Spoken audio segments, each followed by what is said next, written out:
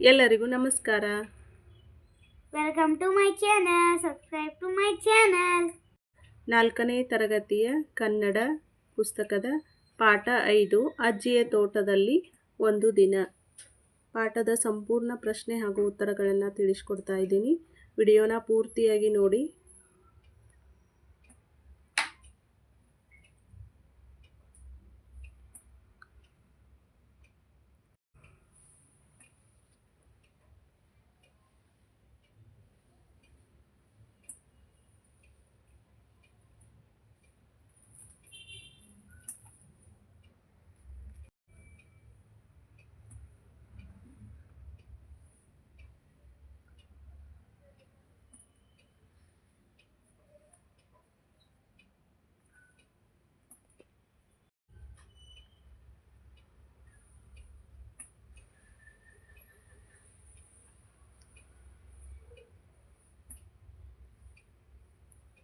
ಪದಗಳ ಅರ್ಥ: ಧನ್ಯವಾದ, ಕೃತಜ್ಞತೆ ಅರ್ಪಿಸುವುದು, ಚರ್ಚಿಸು, ವಾದ ಮಾಡು, ಚರ್ಚೆ ಮಾಡು, ವಿಶಾಲ, ವಿಸ್ತಾರ, ಪ್ರಕೃತಿ, ನಿಸರ್ಗ, ವಿಧಾನ, ರೀತಿ, ಮಾರ್ಗ, ಹೆಕ್ಕು, ಆರಿಸು, ಬಹುಶಃ, ಬಹುತೇಕ, ಬಹಳ ಮಟ್ಟಿಗೆ, ಹಬ್ಬು, ಹರಡು, ವ್ಯಾಪಿಸು, ತೋಡು, ಅಗೆ, ಬಗಿ, ಹಳ್ಳ ಮಾಡು.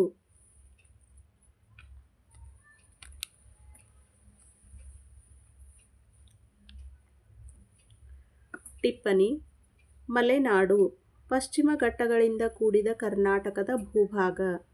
ಪೈರು ತೆನೆ ಕೊಡುವ ಬೆಳೆ.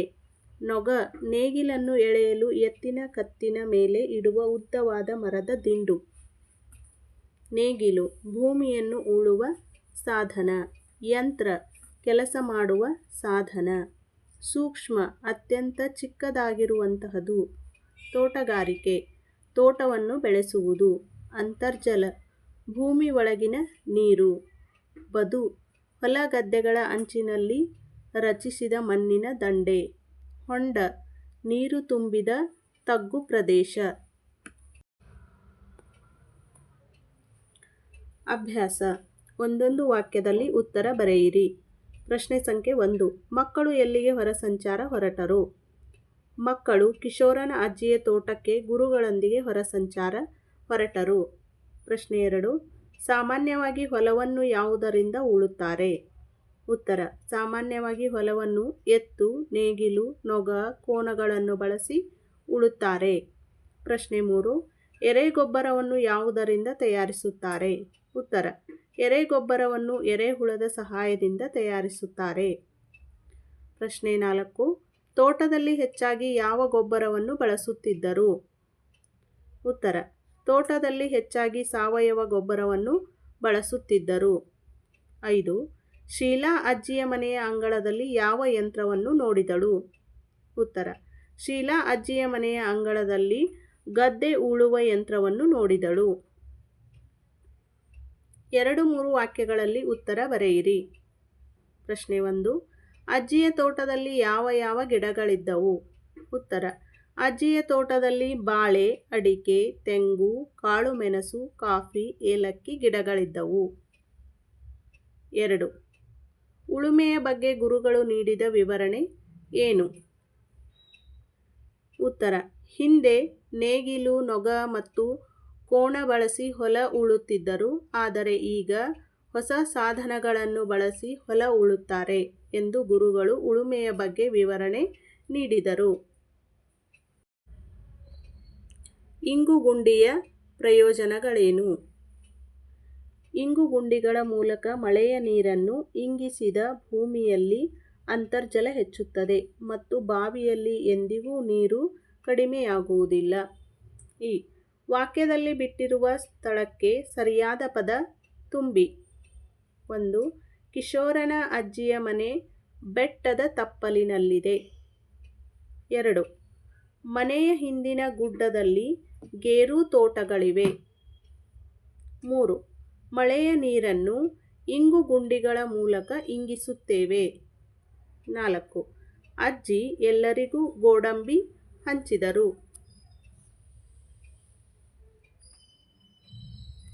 ಹೊಂದಿಸಿ ಬರೆಯಿರಿ. 1. ಎರೆಹುಳು, ಕೋಕೋ, ತೆನೆ, ಮಳೆ ಕೊಯ್ಲು, ಹಟ್ಟಿ ಗೊಬ್ಬರ. ಅ. ಹೀರೆಕಾಯಿ, ಭತ್ತ, ಚಾಕ್ಲೇಟ್, ರೈತನ ಮಿತ್ರ, ಅಂತರ್ಜಲ, ಸಾವಯವ ಗೊಬ್ಬರ. ಸರಿಯಾದ ಹೊಂದಾಣಿಕೆ ಎರೆಹುಳು ರೈತನ ಮಿತ್ರ, ಕೋಕೋ ಚಾಕ್ಲೇಟ್, ತೆನೆ ಭತ್ತ, ಮಳೆ ಕೊಯ್ಲು ಅಂತರ್ಜಲ, ಹಟ್ಟಿ ಗೊಬ್ಬರ ಸಾವಯವ ಗೊಬ್ಬರ.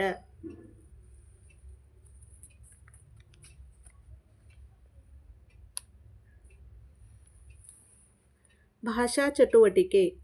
ಕೊಟ್ಟಿರುವ ಪದಗಳನ್ನು ಬಳಸಿ ಸ್ವಂತ ವಾಕ್ಯ ರಚಿಸಿ. 1. ಕಿರುಚು. ಅಜ್ಜಿ ಹಾವಿನ ಮರಿ ಎಂದು ಗೀತಾ ಕಿರುಚಿದಳು. 2. ಹೊರಸಂಚಾರ. ಶಾಲಾ ಮಕ್ಕಳು ಹೊರಸಂಚಾರ ಹೊರಟರು. 3. ಆರೈಕೆ. ರೈತರು ದನ ಕರುಗಳ ಆರೈಕೆ ಮಾಡುವರು. 4.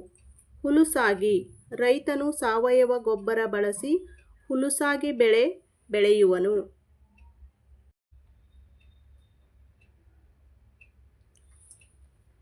ಗುಂಪಿಗೆ ಸೇರದ ಪದ ಆರಿಸಿ ಬರೆಯಿರಿ. 1. ತೆಂಗು, ಅಡಿಕೆ, ಬಾಳೆ, ಭತ್ತ. ಗುಂಪಿಗೆ ಸೇರದ ಪದ ಭತ್ತ. ಮೊಲ, ಹಂದಿ, ಮುಂಗುಸಿ, ಚಿಟ್ಟೆ. ಗುಂಪಿಗೆ ಸೇರದ ಪದ ಚಿಟ್ಟೆ.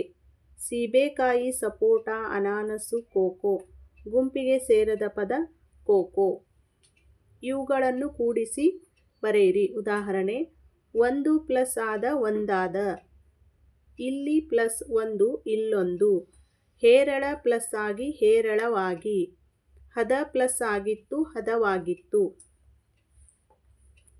ಬಳಕೆ ಚಟುವಟಿಕೆ. ಕೆಳಗಿನ ಮನೆಗಳಿಂದ ಅಕ್ಷರಗಳನ್ನು ಆರಿಸಿ ನೀರಿನ ಮೂಲಗಳನ್ನು ಕಂಡುಹಿಡಿದು ಬರೆಯಿರಿ. ಕೆರೆ, ಕೊಳ, ನದಿ, ಸಮುದ್ರ, ಸಾಗರ, ಹಳ್ಳ, ಸರೋವರ, ಕಡಲು.